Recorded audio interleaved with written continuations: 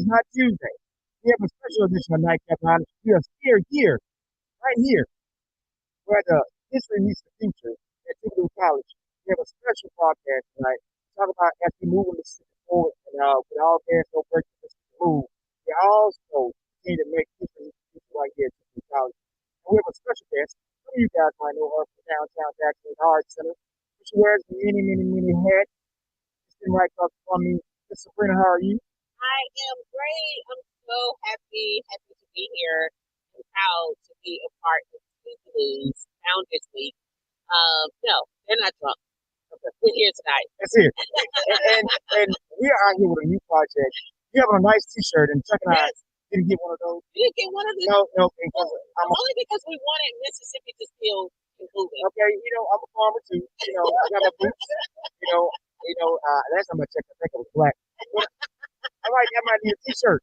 You will get one. I might need a T-shirt. You will get one. That's why we're here today. To talk about this great and awesome project that we're working on here on Tougaloo campus, and that we're so proud of.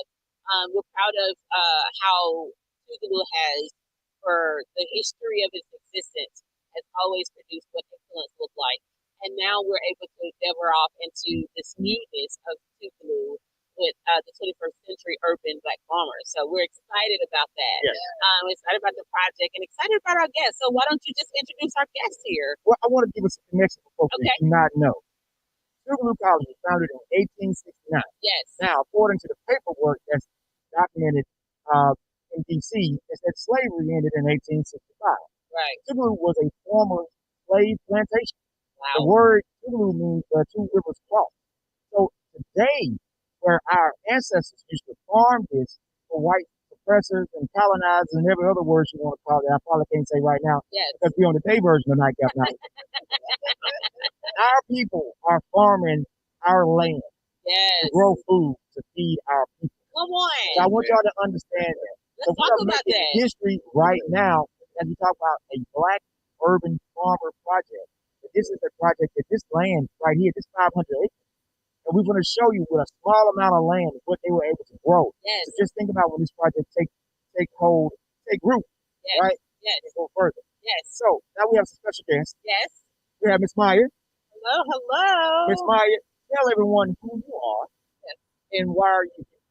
Well, I expressed the same excitement as you, Sabrina. I was just like, oh, I need a shirt. Like, I want to wear my Black urban farmer. I mean, you get the shirt for us. And I'm just really excited to be here on campus. I will start with a little bit of context before I get into who I am and why I'm here. I am a proud Black woman who grew up in Lexington, Kentucky, by a single mom. All right. Connection there. But I'm very proud to be Black. I'm very proud of my grassroots. Growing up in Kentucky, I learned the power of community, being able to be in spaces where the community are making the solutions and making decisions and really bringing the power for change. And so I express that because throughout my career, what I've learned is around the power of community, around the power of celebrating, around the power of ag farming, especially when we think about Black farmers. And that's a lot of what I learned in my Kentucky roots and how we can educate and build that support around Black farmers, which leads me into my career endeavors, being able to work for Feeding America. And if you're not familiar with Feeding America, we work with 200 food banks across the nation to ensure that no one goes hungry. And through our efforts of working with our network, it's all centered in community. Here in Mississippi, we work very closely with the Mississippi Food Network. We worked with them for years around building collaboration and bringing people together. And through this initiative that we recently launched, it's called the Food Security Equity Impact Fund, we've been able to bridge connections with 25 food banks around the nation in partnership with 60 different BIPOC-led, mission-oriented organizations that are leading so many grassroots efforts that are built in strong partnerships and roots. And I won't take your shine away. I won't take your shine away. But I will say that I am so honored and proud to be here today on this couch. And here in Mississippi, my first time in Mississippi, really seeing the heart of what's happened across history, across centuries. So I won't take our shine away here. Don't steal it. But I just wanted to ground my introduction in why I love community, why I'm here in Mississippi, and the power of community and how we can bridge so many partnerships to make a difference. This work is bigger than ourselves, and I'm so excited that I was able to get on that plane from DC and be here in Mississippi to be here today. So thank you for having me. Yeah, and I want to say something that you cannot see, even with this mask. Somebody's sticking something behind me that came out of the garden. Listen. Chairs and tables where people are Yes. That was wrong. Yes. Doing stuff and showing you what it looks like. Yes. Yeah. It's a whole vibe. It's a whole vibe. Yes. It's a hungry vibe. You know, a hungry vibe. I don't believe in being hungry. You will not be hungry today. And I believe in feeding people. And as we shared before, I grew up. My family was the last family to be on a plantation, right? Yeah. So I grew up in a garden. You know, we were feeding folks. And I know my grandmother said that they had 10 times more than we had. Yeah. So we feel the power of being able to grow your own vegetables. Yeah. And I think that's something that you can start to do with that. Because it's fun. You know what I'm saying? Absolutely. You get to play without getting in trouble. Yeah. So now we got Brother Julius. Yes. Now she didn't take all your I thunder. didn't take the shine. I I'll take tried all to of it. she wanted so she can She can say everything she wants to say. Matter of fact, come on, you can. yeah. Come on. Let me say all the mic. This is now the Maya show. This is the Maya show. Special edition. Special edition of the Maya show. Mr. Julian, tell everybody who you are and what you do. Oh God, I'm a Frank Julie Miller. Okay. I have the honor and privilege of being the co-founding director of the Untitled Chapter of Tougaloo College. This is my fourth year. Okay. And so again, I've had a chance to work with the students. I never planned to be a Tougaloo. Really? I was educated at TWI's. Yes. That's okay. We're going to forgive him for that. Yeah. Just a little bit. I work with distinguished attorneys who judgments.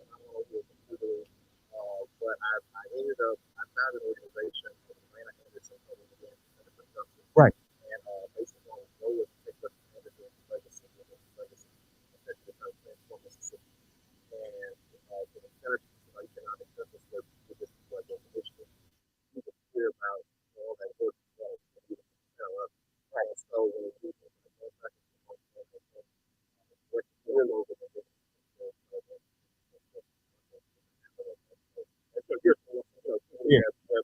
Okay, we don't even talk about that.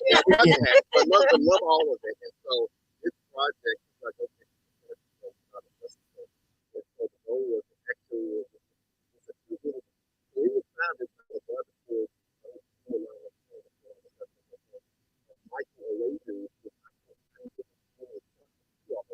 who was a second generation farmer from Ghana, but he also understood the economics of it. And so the idea of it is it's fairly simple. The reality is there's a $6 billion food market in Mississippi. Yeah. 90% of our food is imported. Right. And so the idea was if we can get BIPOC-led farmers, social justice organizations, and our students collectively work together to build a local food system, capture the market, then we can essentially alleviate poverty among Black communities.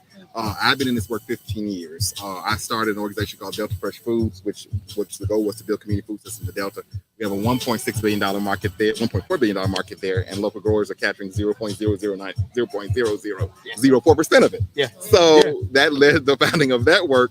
And so when we founded the Anderson Center and the Institute and wanted to see what work we wanted to focus on around economic justice, this was the goal. Tougaloo Agri-Growth Initiative was the goal, and we started during the pandemic in the spring of 2020.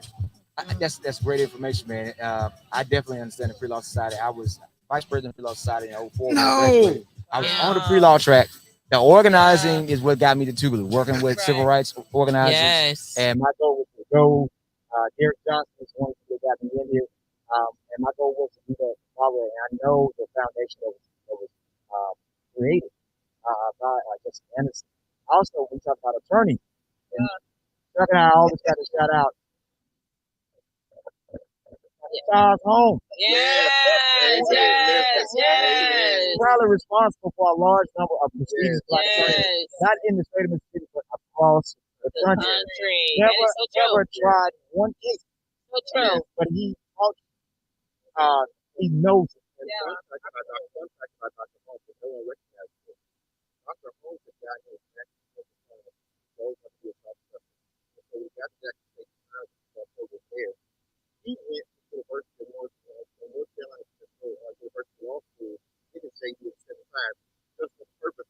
Yeah, you put the next person also.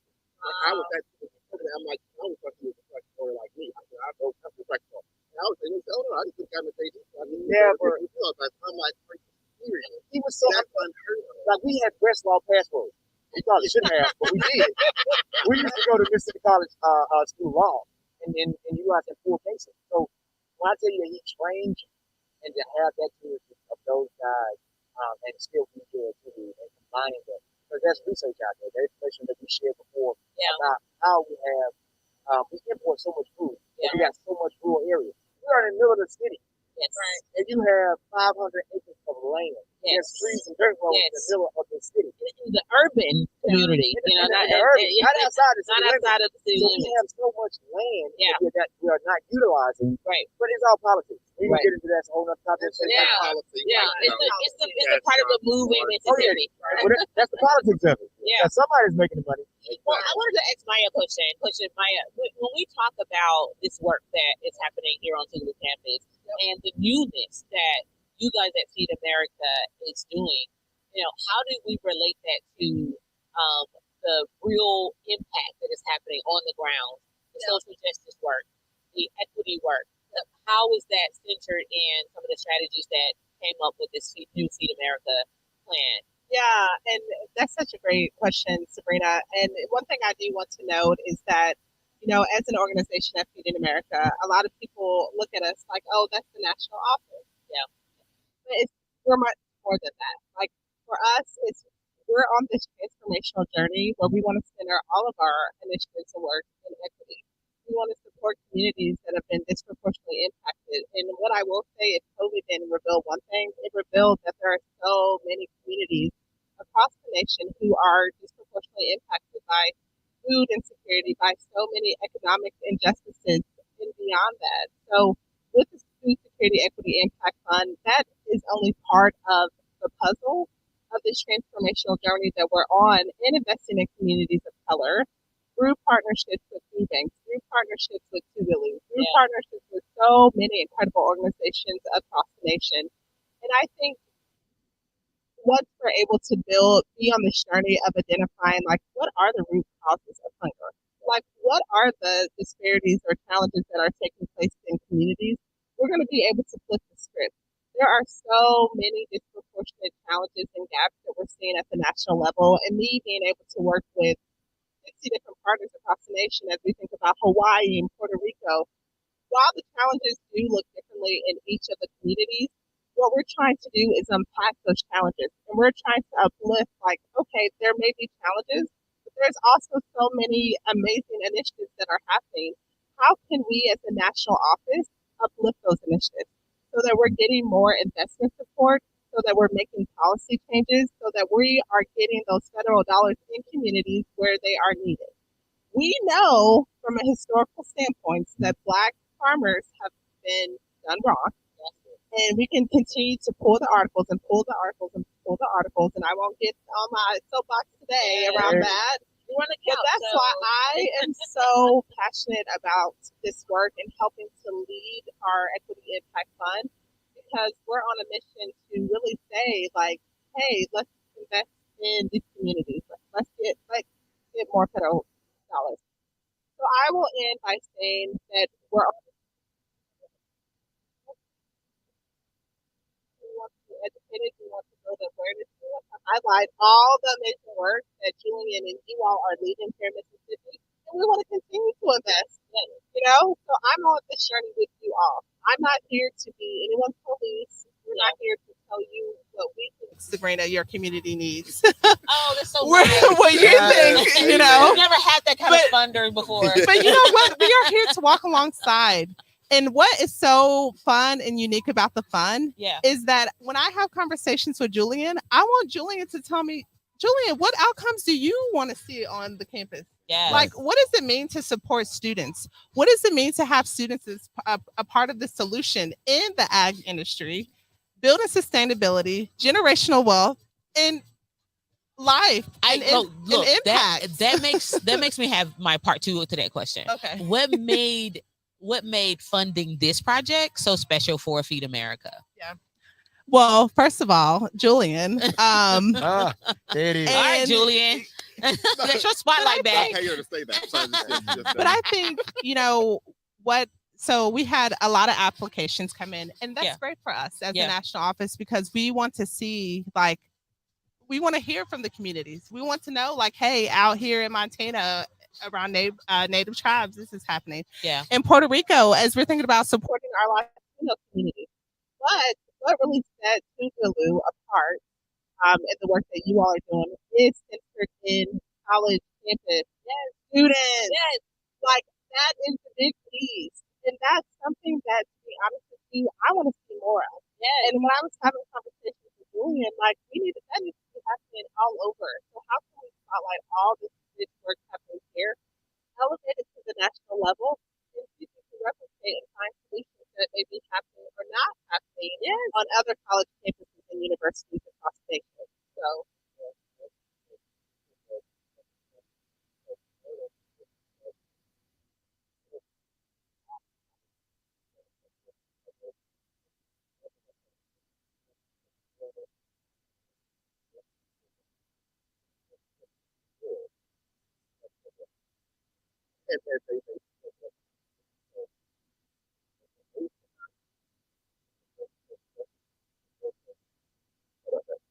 and address the issues of social justice. Like, well, we're going to try to do all this social justice work.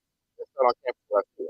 Let's make sure that they're economic secure and food secure and actually can have be able to support themselves while getting education. So we pay living wages. This is flexible work, flexible, safe, on-campus work, but they work 5-10 hours a week for 335 hours a week, just starting out. And so they can have flexible work, living wages weekly, while they're building a sustainable food system to address broader food insecurity in this country. So it's And I know what's good about that. Go ahead.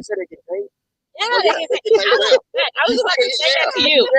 But the good thing about that is that not only are they getting paid, but these are future attorneys, future policy makers, right? And they're following in your footsteps. Like you said, I got into pre-law and then turned into the movement, the organizing work.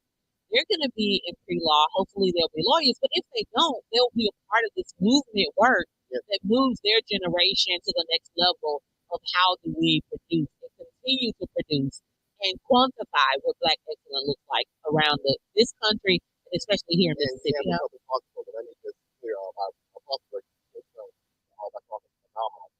This work is part of our justice work. It's part of our I have a minor in public policy led by Dr. Lauren Long. That's a whole other podcast. Right. That's another show. We'll say that one. But so this work is part of our economic justice work. So in addition to students getting paid to work on the ground, right, they're also getting paid to evaluate the project. They make cost recommendations for developing and advancing work on cost strategies, local systems, and informing local, state, and national cost systems. So it's all for folks. They have the rest for the development cost investment.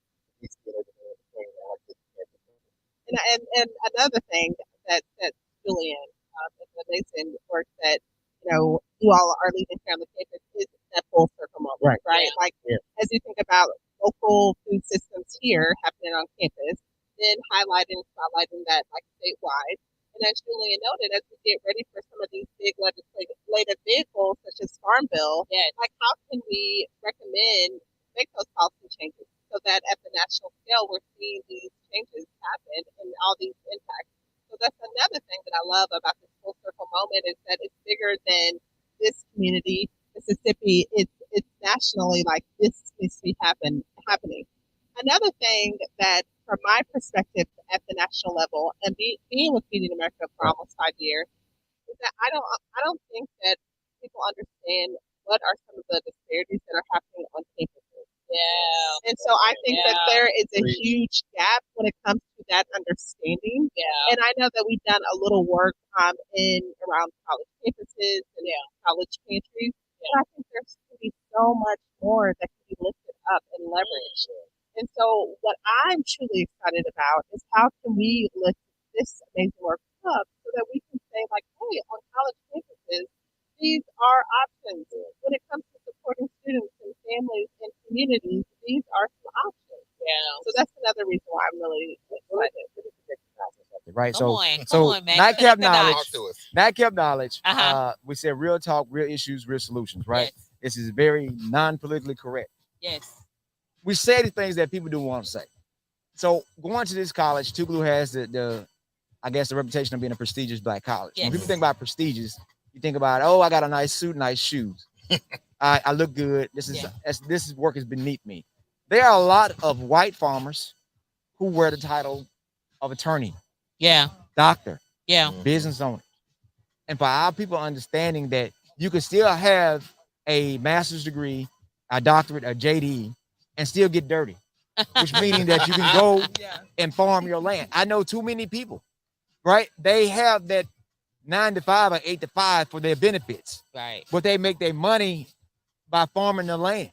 Yeah. So what we're talked about is how you bridging the gap. So, and you talk about the principles of Guzu Saba, when you're talking about Kwanzaa, you talk about cooperative economics. So not only are you growing the food, but you're paying the students to not only help grow the food, they are learning a new trade, new skill set, Yes. and how important this is. Then you can turn around and sell the food. Yes. And there's another piece of that too. So this is a Come on, bring it on. Come on now, Julie. worker-owned cooperative. Come on, let's go. Let's they're go. going to be owners. So yeah, see, we're paying them now. Right. But as we become those that's supposed to be in our market, because we get the revenue. Not only will they be a shareholder in the revenue, but the college campus as well. You look at the story of Paul Quinn College. Yeah. It's how transformative that farm project was for them. That was another inspiration for this, what you were saying, for this college to create a new stream of revenue. So, I'm gonna have you acting like a Tougalooan in a minute. We may get an honorary degree out of this. I don't know. an honorary. I can't get when I come to my 4th year, so I'm far from that. I need a raise. So that's why you farming. Oh yeah, he's gonna raise his rate. I went to CWI. I totally forgot. I went to Harvard undergrad. You should have led with Harvard. I know he should have led with Harvard. We excuse Harvard. I totally forgot the undergrad experience. I'm practicing on the time. I don't even remember anymore. But what you're saying about the farming and understanding the lesson, like right now, and I say, we're having a great opportunity at 7 years old. While we learning it, they knew it like the back of their hand. Yeah. We're now understanding the importance of it. There's so many people that know how to do it. Yeah. We gotta be bridging that gap, right? Because one of the things we do with financial literacy workshop is tax land. Right? There's land out there available. While we teach how to farm the land and the importance of having our own land and gardening, we're going to teach them how to get credit right, their business right. And they can go on the last Monday in August and start to purchase their land down so they have to what to farm. Because there are acres and acres of land right in the middle of the city of Dallas. So you can grow your own farm. You don't even have to go out in the city or outside the city limits. Right. But I think all these things are connected. So tell us what's so big right now. I know funders. Now, I've been working for a nonprofit for a long time. Come on. Right? So I started in 1996 at 16 years old. That's what got me here at Tougaloo College. I've shown a lot of funders around. Yes. Funders don't show up in person. I do. Unless they have money. I do. They'll shoot you a couple dollars here and there, but they don't show up unless they bring in some real money. Come on. So that's what I was about to say, Mac. We need to talk about the real money. So Miss Maya, it's the Maya show. It is the Maya show. Yes. And it's the Maya show for a reason. Because she got something to share with us. Do I get a special edition part 2? Well, I think you should. You can get a cameo on the original Nightcap Knowledge this tonight at 9 p.m. What's going on? But there's bad language during that time, right? But sometimes it's too much. You got to say some words so the other people hear. Okay, well, count me in. Okay, there you go. And there be some drinking involved. But anyway, go ahead. No. What you said? No, your question. What was your question? Funders don't show up. Okay. Not in person. Yes. They come in to make a nice delivery. Yeah. So I got the check with me. Wait. Julie, gotta come out the jacket, Julie. Come on, get Julie some water. He's like, pass out, please. Okay. So the contribution for the new project, can you share what the funding or how big the thing is? Yeah, so I'm going to let Julian share from his perspective on what he receives, but from our perspective at a national level. So in 2020, McKinsey Scott made an investment in America of $20 million.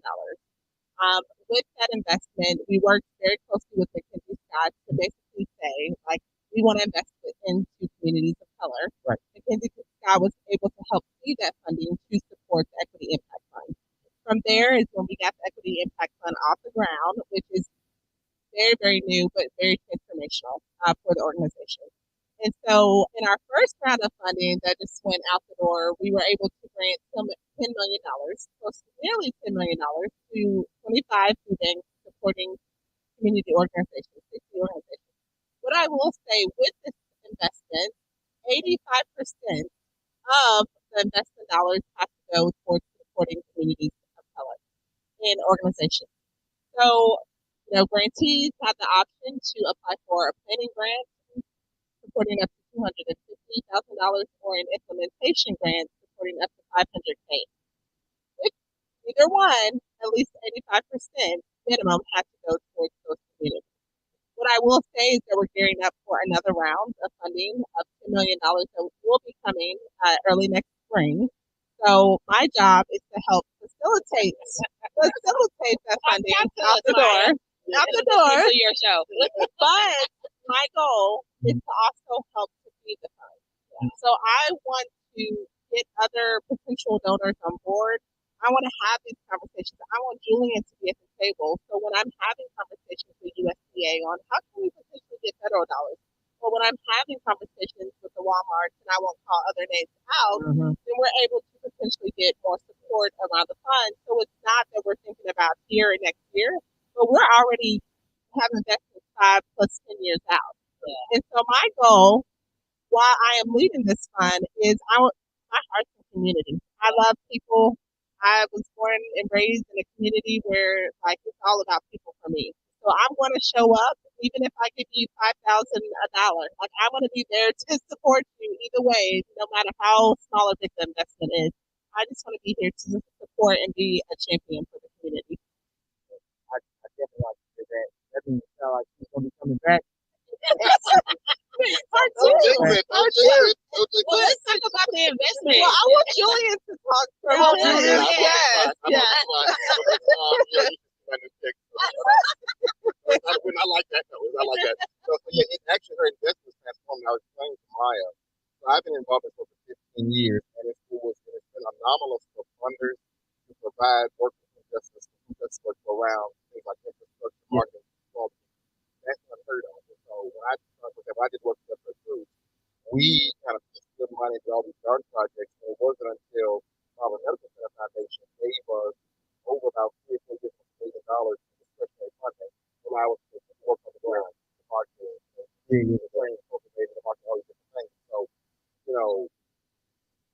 over the period, this project in 2020, thanks to the management and all that, who's amazing, who's to do work, we were able to leverage about $50,000 between him as well as other funders. I got fellowships, elevator initiatives, Southern Poverty Alternative, so many things. So, but it helped us kind of lay the groundwork, but we really needed something to kind of, get all the students involved full time, our project director, our farm manager, getting actually building the high quality production that we're ongoing, getting that equipment, they can students and also getting it put all the numbers together to help us scale.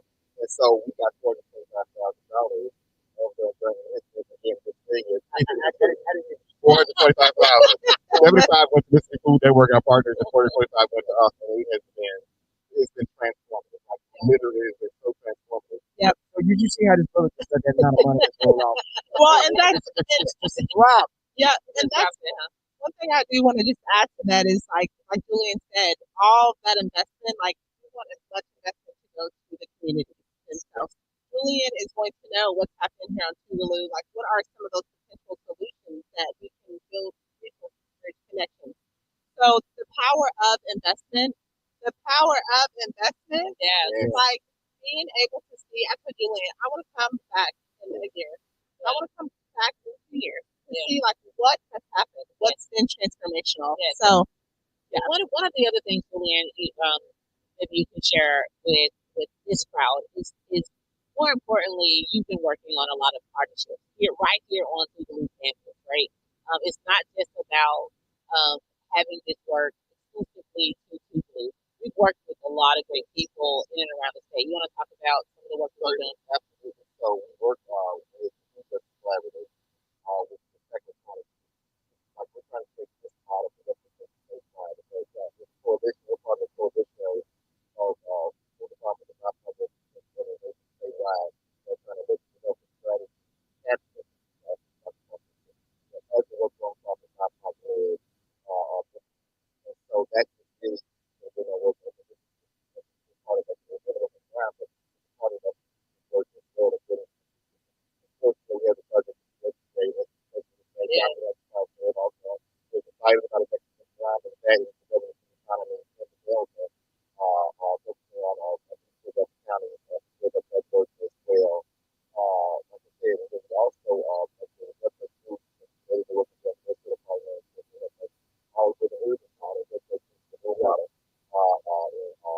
of course, Mississippi Food Network, we are so grateful.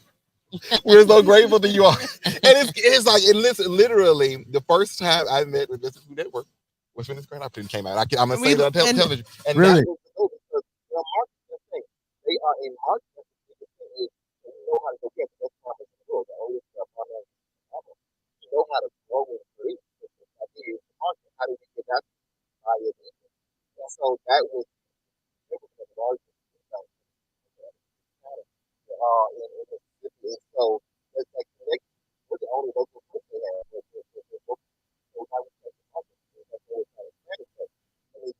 really important. And even like, as Julian said here in Mississippi, forging those connections with the food banks and other partners, like that's something that we're seeing across a national scale as well as we think about equity impact on it. Like whether it's new partnerships or existing partnerships that are just taking it to the next level and being leveraged. So that's the beauty in considering our work in equity. This is all great information, right? I'm watching this stuff. I'm watching things, right? Never seen things with driving. It's one of the things that comes like the farmers walk and I work together and being able to provide to people don't understand. Like if I grow watermelons and she grows, and she grows corn and how we use this information and use this knowledge to do it, people if we come together and sell it, they'll folks that have it. Because right here in the city of Jackson, we have over 6,000 children that are homeless, right? And homeless meaning they do not have a set home to live in. And we have to get homeless. We have a lot of children. They go to school the only time they just get food. And so we have food that's right here in the middle of this city. We ain't talking about areas that are far from we're talking about right here where we have several stores. So being able to draw on food is really able to save a life. So this is real life-saving work. That's what's happening. Water's first. One your own property. You gotta have water. That's so important to Mississippi and to our southern roots, right? To be able to gather around food, right? Have conversations around food. Like today, you're gonna hear from our chef Rayna, who has prepared our meal for today, but she's also a local chef here in the state of Mississippi, in Jackson, grew up here, has been working in the food justice work for a very long time. And, being able to have her support and give advice and give input on how we shape programming here is just amazing.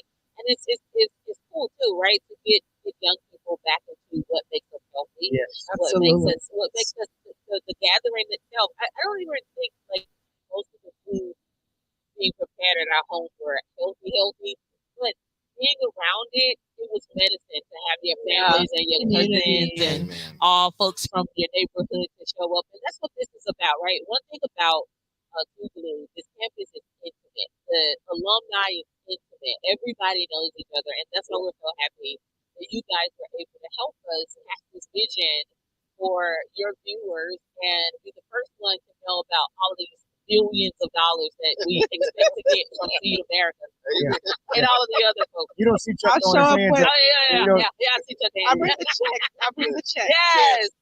And we will turn the cash. Yes. This is the Maya show. And as long as Maya writing checks, she can be on nightcap knowledge. Anytime she gets ready. But I think for Tougaloo, as people working on things in the future, which change and time change, adding this initiative to, I think it's really good. People are like outside. One of our friends, which I co-host, Untitled Chapter, an artist, got a song called Be Outside. And one thing that's lacking now is really medical related. And what folks found out with COVID, and a lot of people had low vitamin D levels, right? Vitamin D is still finding ways to strengthen your immune system for all the things in the environment. I also feel able to run another trade. Now you can go be a ophthalmologist and say, hey, you know what? I can't work on Tuesdays and Thursdays because I got to be in my garden. Yeah, absolutely. They know we have another way to adapt. So we are growing as we bring more alumni, more people. It's packed everywhere. Yeah. It was. So we are going to have more folks now. Like right now, like the show Tuesday, talking about this, because everybody's so excited about what happened. We're going to have more people that's going to be following guys. Let me say a very special announcement. And Sabrina made a beautiful point about food being medicine. Tougaloo, so you heard it here. You heard it here first. You heard it here first. You heard it here first. Tougaloo, you just received, you got word, you just received in partnership with Southern University, Delphel Center, and Anderson Center on Tougaloo, a $6.6 billion project NIH grant. Yes. Minority Health Affairs. Yes. Medicine working with Delta. So we can work with the PhD, Tougaloo University, and Anderson Center will be providing local grown produce. 300 patients a year, diabetes patients, measuring A1C levels, and then based upon that evaluation, based on that family cost recommendations of Medicaid dollars to be able to fund local fresh produce. That's what they focus on. And so Tougaloo is the center that will be $2 million of that over 5 years. And so we're really excited about it. And partnerships. Partnerships matter. Cooperative economics matters. Relationship matters. That we can be able to create things and continue to grow. All different types of things. And just knowing that you're going to have things as you come to Tougaloo. So now as a high school day, just think about extra high school day. We go to talk about something different. Those students and say, hey, here's something I never thought about. When I came to this thing, what's the thing to organize? Nobody did. So now it's so popular, people going to school to get a degree in community organizing. Like, how did you do that? You were just there. I've been planting for like 2 years. So helping people understand that change of their diet, it really saves your life. You get eating fresh, organic food for that regard. So you don't have to worry about taking a lot of taking that food. Right. Change your life. Yes. And I'm down for it. And one thing I do just want to also say is like, I feel the community here. Like I feel just so honored to be here, and and to see this like not only here but just all over the nation. Like so many incredible partnerships that are happening. So like you said, next year I want to be back here and have a next year what we do, we have the show. We started something now we can't stop. Yeah, we can't got the block party and concert on Friday. We have the tailgate on Saturday. So next year we got a crowd. Yes. Right? We got all the people involved. Right. We have put out some time.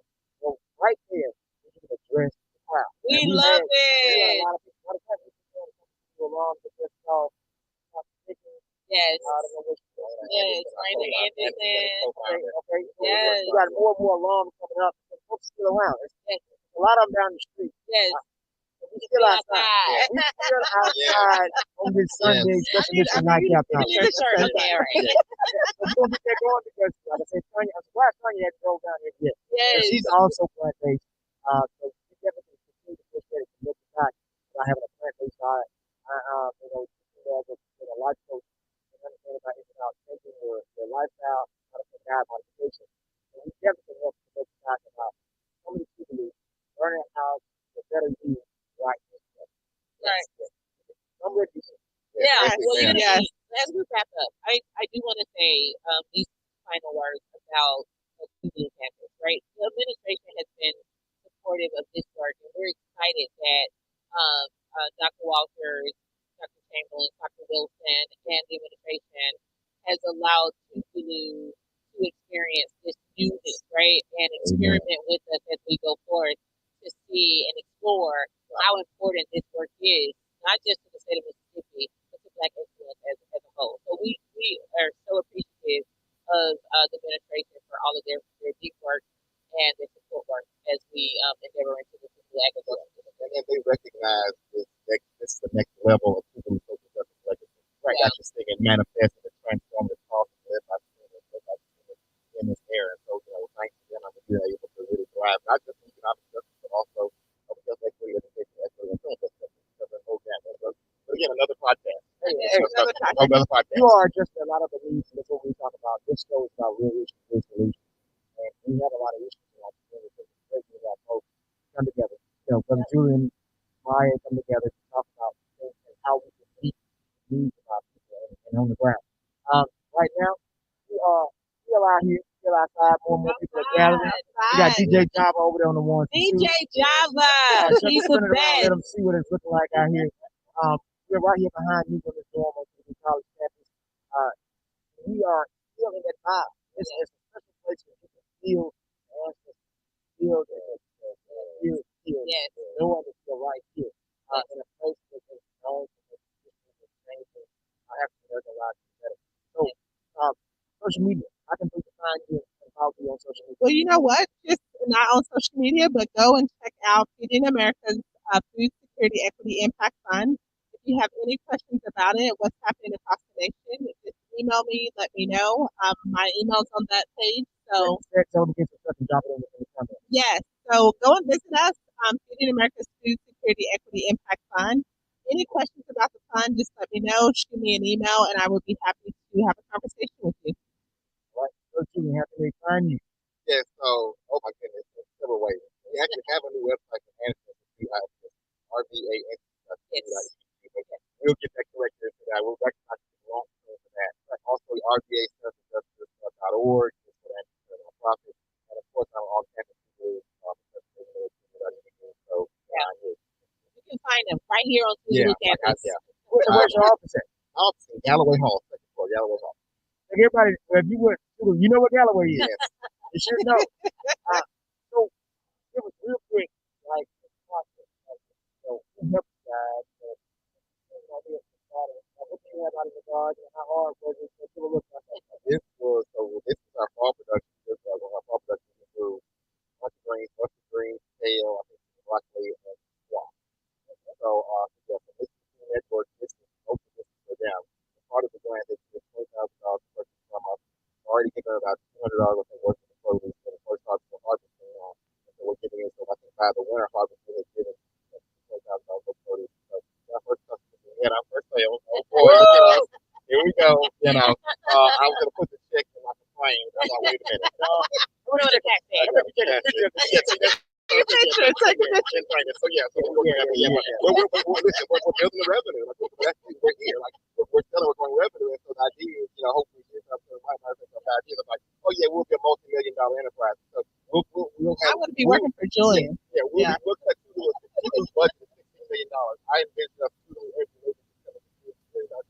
every year. That's a particular part of it. It's funny to say sometimes it's not to get an answer. I just heard that you have about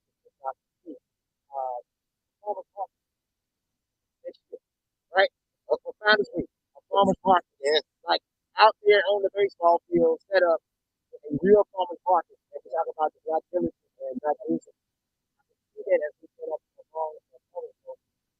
We have some guests right here. Yes, we need Rayna to get on stream. Come on, Rayna. Yes, I Yes. Don't worry about it. We'll just send the camera come grab around my on seat.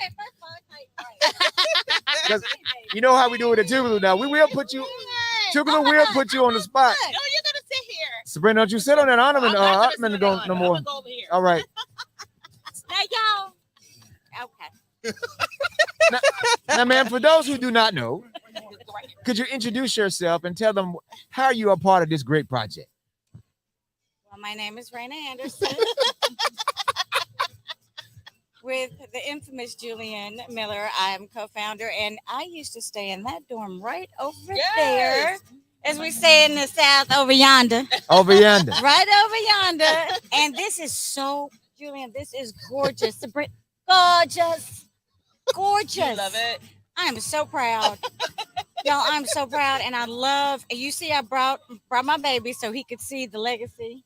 That's right. Yes. Amen. We created with equity and you know what? Just went on a camp trip and that's what they do on the table. And he said it was the best vegetables he's ever had. And we'll send it. But it's okay. Oh. As long as you feel through. Yeah, we are so proud. So excited. Well, you know, again, it's coming. I am definitely here to this place. Oh my God. Yes. Oh, he's gonna be gone. He's gonna be gone. We're all looking at him at the hospital.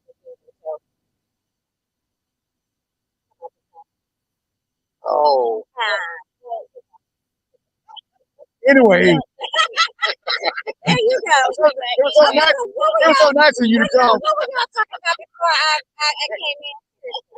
We'll just wrap it up. We'll just wrap it up. That's probably why Tanya is not here. You know, because Tanya's from New Orleans. Oh, She's still there. So she probably She's devastated too.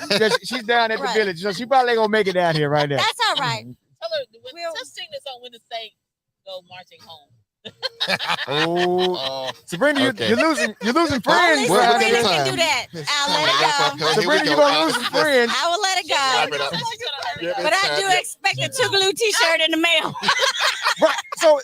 So we trying to figure out what T-shirts. we don't have a T-shirt. Yeah, We I need one. I need We one. need a T-shirt. We will make sure that this merch is available for all of you guys. And so we understand how important messaging is, and having this kind of message on our t-shirts, let our kids know we're so excited about them being Black farmers, but we're also excited about Black farmers in general. You know, we feel like Black farmers don't get that acknowledgement, and we think it's cool to have. Absolutely. Yes. Love our farmers. Love our farmers. We got it. We got it. We do want that T-shirt. Yeah. So we know a lot of people are behind the scenes of this project. We don't want to hold it up because right now, Mother Earth is trying to get the shut down. As the sun begins to set, but the sun will never set on the college. We'll continue to move it and rise to the people, because that's what we do here at the college. Great, you guys. No, listen. Your work, Black with No Chasers, is so powerful, right?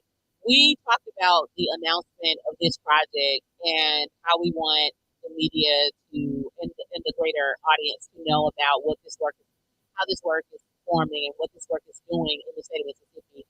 And we thought that it would only be the right place to position it on Black with No Chasers because we feel like you guys are unfiltered. Your audience know what truth looks like, and you will hold us accountable to what equity looks like on this campus. And so, firstly, we want to thank you guys for being so bold, brave, and giving us a platform that we can respect and also uplift. And so, we're empowered by this market. There's few of us that are able to get on the major networks and talk about this truth from a Black perspective, and you guys are doing it best. So we thank you for allowing us to share this project. Thank you for allowing us to be a host on the Myers Show. Yes. The Myers Show. Yes. I made it up. And so anybody that's available, we got a Justice Anderson is one of the only funders I know that put his hard-earned dollars behind projects. And this project, he has been supporting with his own funds. You know, a lot of people say, I'll send you to my friend that is a friend that can help you fund this. He put his own dollars behind what he believes in, and he has supported it, and we're grateful for him. So why it is the Maya Show, she is the co-host of the show. I'm happy to take that seat. Hey. I just want everybody to know we can rewind and take this out. She was right there with me. I'm not in it. She was right there with me. Until I realized how important Yeah. You know, Maya's going home. Justice Anderson still gonna be here. Yes. Amen. People like Maya show, huh? Elite Zero. Look, I'm a co-host from DC. Yeah. So, yeah. And then you could have your next check's gonna be for $25. Yes. We would never do that. Never do that. But that is a reminder for others to do it. Yeah. It is. Everybody can donate. And Everybody. make a difference. One thing about you, we always need some fun. So the cost of freedom is high. I want everybody to understand it. Chuck and I've said this for years. The cost of freedom is high. Yes. Oh, yes. That's the t-shirt man right there. Yes. We wear the cost of freedom is high. So to be able to say and do what you want to agree, you don't take money for it. But when people can't control you, they do. So we just very focused that people want to hear right here in this house. If you guys are available, anybody available, they can come on like that knowledge this Tuesday night at 9 p.m. We'll pick a recap. We'll have this being shared. People can look at it. Any other final words? I'm gonna let Sabrina end the show because she's getting practice. Because she just don't know she will end up doing the next time by herself.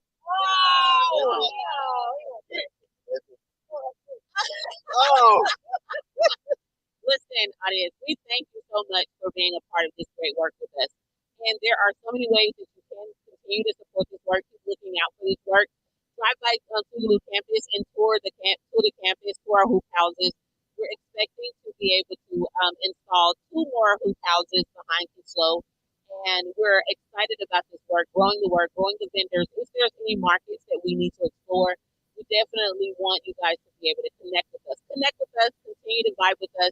And again, we thank Justice Anderson. We thank you in America. We thank you, Maya, for being with us on tonight. Thank you. And then we also thank Julian for developing such a quality work here on this campus. So thank you to Dr. Walters, to Dr. Chamberlain, and Dr. Wilson for supporting this work, and the Tougaloo alumni. And guys, look, we're here to stay because we outside.